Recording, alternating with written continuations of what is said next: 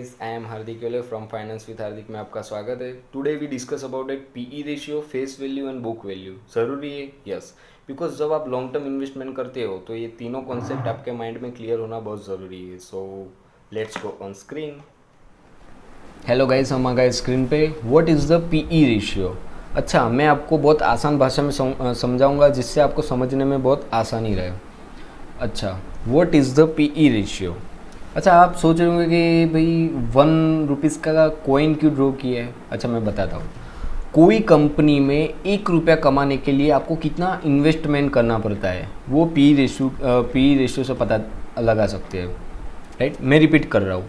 कोई कंपनी में 1 रुपया कमाने के लिए वो कंपनी में आपको कितना रुपया इन्वेस्ट करना पड़ेगा, राइट, वो पी रेशियो से पता चलता है।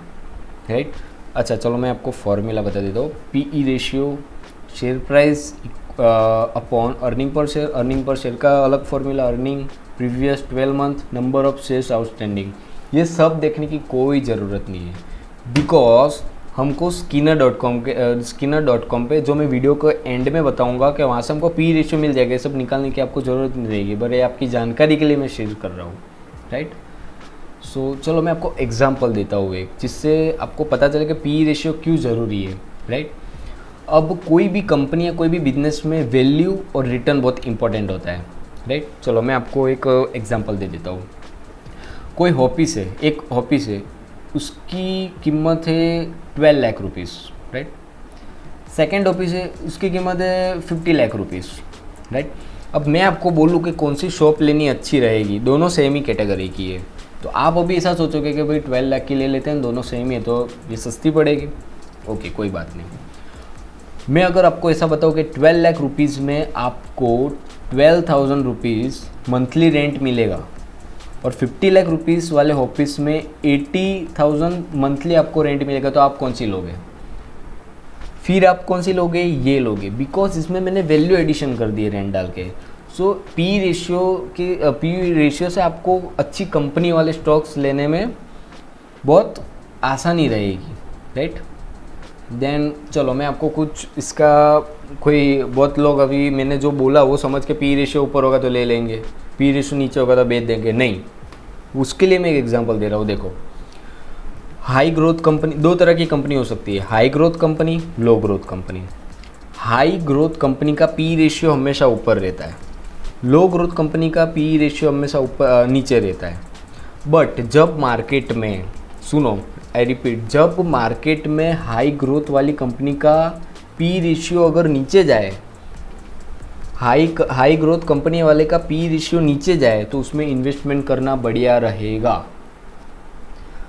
और जब लो ग्रोथ वाली कंपनी का पी रेशियो ऊपर जाएगा, उसमें इन्वेस्टमेंट करना आपके लिए बुरा रहेगा। सो आप ऐसे ही स्टॉक लो लॉन्ग टर्म इन्वेस्टमेंट के लिए जो हाई ग्रोथ कंपनी हो और उसका पी रेशियो नीचे हो।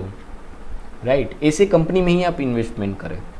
राइट, अच्छा दूसरी चीज़ मैं आपको पी रेशियो पहचानने में लगा रहा हूँ कि करंट पी रेशियो को हिस्टोरिकल पी रेशियो से मिलाओ। कैसे, तो मैं बता रहा हूँ आपको। देखो, समझ लो कंपनी का करंट पी रेशियो 10 रुपीज़ चल रहा है। Right, last 15 years P ratio, मतलब कि मैंने एवरेज निकाला है, कोई भी कंपनी हो सकती है ये, मैं कोई कंपनी इधर बता नहीं रहा हूँ, कोई भी कंपनी हो सकती है। ले लो कि लास्ट 15 ईयर्स का P ratio, average P ratio उसका 25 है और कंपनी का अभी जो पी रेशियो है 10 है, तो आप मुझे बताओ इसमें इन्वेस्ट करना अच्छा है या नहीं? जैसे मैंने इसमें समझाया आपको, क्या है, ग्रोथ वाली कंपनी, उसका 25 पी रेशियो है, 15 ईयर्स का एवरेज, और अभी चल रहा है 10 पे, तो इसमें इन्वेस्टमेंट करना अच्छा है, बिकॉज ये अंडर वैल्यू कंपनी है। राइट, अंडर वैल्यू कंपनी है, अच्छी ग्रोथ है, 25 उसका एवरेज है, मतलब अच्छी कंपनी है, बट अभी 10 हो गया है, तो ये अच्छा टाइम है कि आप इस कंपनी में इन्वेस्टमेंट करो। राइट, सेकेंड ऑप्शन कि अगर कोई कंपनी का पी रेशियो अभी 30 चल रहा है बट उसका एवरेज है वो 25 है, तो इसमें इन्वेस्टमेंट करना अच्छा रहेगा? नहीं अच्छा रहेगा, बिकॉज ये ओवर वैल्यू कंपनी है, ये उसके 25 जो 15 ईयर्स का जो रेशियो उससे भी आगे है, तो इसमें इन्वेस्टमेंट करना ओवर वैल्यू है, तो इसमें इन्वेस्टमेंट करना बुरा है। सो आप इसी कंपनी में, जैसे ये इस एग्जांपल में बताया मैंने कि बचे आप, ऐसा नहीं पी रेशियो ऊपर है तो खरीद लो, जैसे कि लो ग्रोथ वाली कंपनी में पी रेशियो ऊपर जाए तो आप खरीद लोगे तो आपको नुकसान ही होगा। आप कंपनी का ग्रोथ भी देखोगे, कंपनी ग्रोथ में है, उसके बाद आप कोई भी सोचे। सो आई होप आपको पता चल गया होगा कि पी रेशियो क्या होता है, राइट। मैं सेकेंड पॉइंट लूँगा, what is the face value, right. इसके बारे में भी बहुत लोग कन्फ्यूज़न होते हैं कि what is the face value क्या होती है, रियल वैल्यू क्या होती है, मार्केट वैल्यू क्या होती है। मैं आपका डाउट क्लियर करता हूँ। जब कंपनी स्टॉक मार्केट में इन्वेस्टेड नहीं होती है, राइट, लिस्टिंग नहीं होती है, राइट, चलो मैं इधर बताता हूँ। कोई कंपनी है, राइट, ये वॉट एवर कंपनी है, वो स्टॉक मार्केट में लिस्टेड नहीं है, पर उसके 1 लाख शेयर्स है, वो उसकी फेस वैल्यू 10 रुपीज़ है, राइट। अगर कोई कंपनी की फेस वैल्यू 10 रुपीज़ है, समझ लो 10 रुपीज़ है, 10 रुपीज़ और 1 लाख शेयर्स है उसके पास, वो जब IPO लॉन्च करती है, मतलब स्टॉक मार्केट में लॉन्च होती है, तो आपको क्या लगता है फेस वैल्यू 10 पे और लोग वो शेयर को लॉन्च करेंगे? नहीं। मैं आपको एग्जांपल बताता हूँ। डीमैट कंपनी का मैं एग्जांपल बताता हूँ। IPO के वक्त इन लोगों ने डिमांड की इश्यू प्राइस है ना 299 रखी थी। आई रिपीट 299, और ये डीमैट कंपनी का फेस वैल्यू 10 रुपीज़ था। तब आप इसको क्या बोलोगे? कंपनी का फेस वैल्यू है 10 रुपीज़, कंपनी का करंट वैल्यू इन्होंने इश्यू प्राइस लगाई 299, तो ये जो 299 में से 10 रुपीज़ फेस वैल्यू कट करोगे ना, तो ये जो 289 है ना, ये शेयर प्रीमियम है, कंपनी की वैल्यू है, शेयर प्रीमियम है कि इतने लोग इसमें पैसा देना चाह रहे हैं फेस वैल्यू से आगे, राइट। तो आई होप आपको अंडरस्टैंड हो गया होगा मैं क्या समझाना चाह रहा हूँ। What is the face value?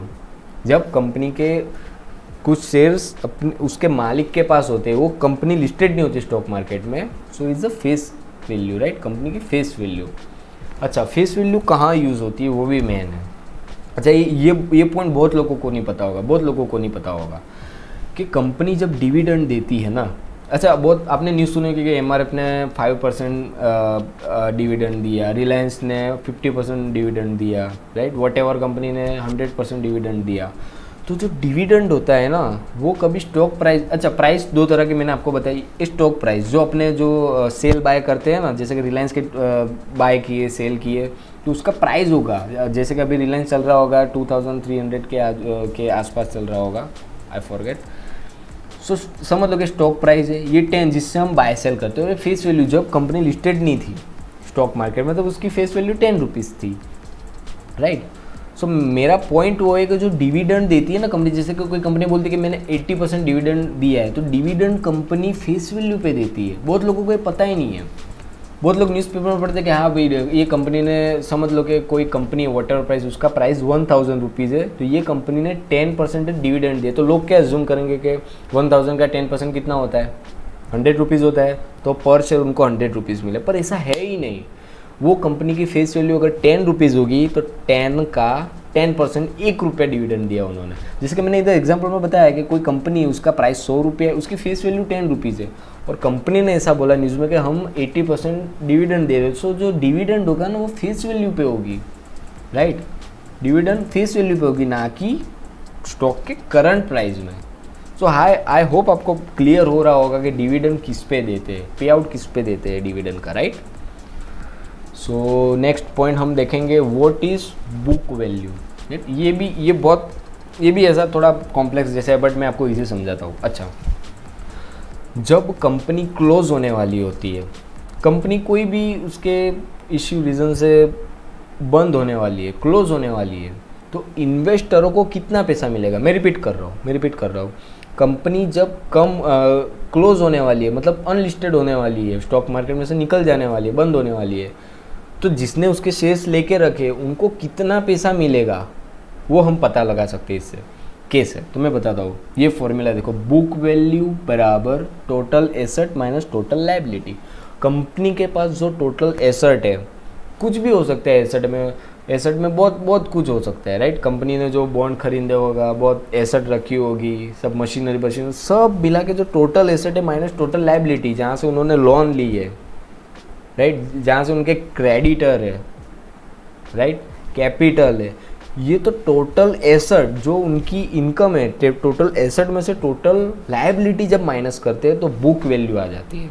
कि जब जब कंपनी बंद, अगर कोई भी कंपनी बंद होती है तो क्या करती है, अपना टोटल जो एसेट है ना, टोटल जो एसेट है उसको बेच के अपनी टोटल लायबिलिटी है वो चुकता करती है। उसके बाद जो बचता है ना वो इन्वेस्टरों को जाता है एज अ रूल। सो आपको पता चल गया होगा कि मैं क्या समझाना चाह रहा हूँ कि बुक वैल्यू मतलब बुक वैल्यू बराबर टोटल एसेट माइनस लायबिलिटी। बाद में जो पैसा बचता है वो इन्वेस्टरों को प्रोवाइड किया जाता है जब कंपनी बंद होती है। ये होती है उसकी पूरी all over process, right. So I hope आपको पता चल गया होगा मैं क्या समझाना चाह रहा हूँ। फर्स्ट ऑफ ऑल हमने पीई रेशियो सीखा, जो मैंने आपको इधर एग्जांपल से बहुत बढ़िया समझाया था कि भाई पीई रेशियो आपको कहाँ मिलेगा, मैं अभी बता रहा हूँ कहाँ मिल रहा है। सो पीई रेशियो आप कैसे आइडेंटिफाई करें हर एक कंपनी का, ऐसे आप एवरेज भी निकाल सकते हो जैसे मैंने आपको सिखाया। देन हमने सीखा फेस वैल्यू क्या होता है, जैसे कि फेस वैल्यू 10 रुपीज़। मैंने डीमार्ट का अकाउंट बताया, डीमार्ट का आपको एग्जांपल बताया कि फेस वैल्यू 10 थी, तो इन्होंने लॉन्च 299 पे किया, 289 प्रीमियम पे किया, right. And face value most of मैंने आपको बताया कि भाई डिविडेंड फेस वैल्यू पे ही दी जाती है। सो बहुत इंपॉर्टेंट पॉइंट था। और बुक वैल्यू जैसे मैंने आपको बताया। अच्छा, मैं आपको बताता हूँ कि तीनों चीज़ें अगर आपको देखनी है तो skinner.com पे जा सकते हो, राइट। ये देखो मैं लिख रहा हूँ Reliance, okay go to Reliance. अच्छा मैं बता रहा हूँ पीई रेशियो मैंने बोला था आपको मैं बताऊँगा। तो मैं आपको देखो ये रहा स्टॉक पीई रेशियो कितना है, 29 है। कितना है 29 है, किसका है, रिलायंस का है। अच्छा पी रेशो आप बहुत लोग पूछेंगे भाई कितना होना चाहिए। अच्छा इसका कोई पर्टिकुलर अमाउंट नहीं होता है, जैसी कंपनी की वैल्यू होती है, जैसे मार्केट कैपिटल होती है, जैसा उसका बिजनेस होता है वो सबसे ये आता है, ठीक है पी रेशियो। सो देखो पी मिल गया। अच्छा सेकंड मैंने आपको बताया था फेस वैल्यू, ओके मैं बता रहा हूँ ये रही, देखो फेस वैल्यू 10 रुपीज़ है। अच्छा ये मोस्ट ऑफ पॉइंट, ये एक बढ़िया पॉइंट मैं बताने जा रहा हूँ कि फेस वैल्यू हमेशा 10 रुपीज़ होती है। ज़्यादातर 90 कंपनियों की फेस वैल्यू 10 रुपीज़ रखते हैं वो लोग, क्या रीज़न मुझे पता नहीं, बट 10 रुपीज़ ही रखते हैं जिससे उनको कैलकुलेशन करने में बहुत आसानी आती है। सो फेस वैल्यू मैंने आपको दिखा दी, ओके। अभी मैं बताऊँगा आपको बुक वैल्यू कहाँ है, तो कंपनी की बुक वैल्यू ये रही। इसका मतलब क्या, मैं आपको वापस समझा रहा हूँ। चलो बुक वैल्यू का मतलब कि जब कंपनी बंद होगी ना, जब कंपनी रिलायंस कंपनी बंद होगी तब एक शेयर का इन्वेस्टरों को 1042 रुपीज़ मिलेगा। अभी कितना मिल रहा है, देखो अभी कितना मिल रहा है 2106। बट जब बंद होगी कंपनी रिलायंस तो अपना एसेट और लायबिलिटी, एसेट में से लायबिलिटी माइनस करके वो इतना देगी इन्वेस्टरों को पर शेयर, राइट। सो अच्छा बहुत लोग पूछते हैं कि skinner.com पे कैसे जाए, तो कुछ नहीं, ये गूगल है, स्किनर लिख दो, ये आ गया स्किनर, राइट। देन देखो ये फर्स्ट वाली stock Skinner and fundamental analysis, मैंने पहले बोला था फंडामेंटल एनालिसिस के लिए ये बनाया। इधर आके कोई भी शेयर सर्च करो, जैसे कि मुझे करना है TCS, सो TCS सब आ गई जानकारी, ये सब मैं बाद में बताने वाला हूँ आपको डिटेल में, ठीक है। चलो मैं आपको बता दूँ, जैसे कि आप बोल रहे हो अदानी, ठीक है, I press type Adani, Adani enterprise. So आ गया एंटरप्राइज, ये देखो इस सब आएगा। देखो फेस वैल्यू इसका तो 1 रुपया है, देखो अदानी का फेस वैल्यू तो 1 रुपया है। फिर है बुक वैल्यू, देन ये रहा पी, राइट। सो ऐसा ही था।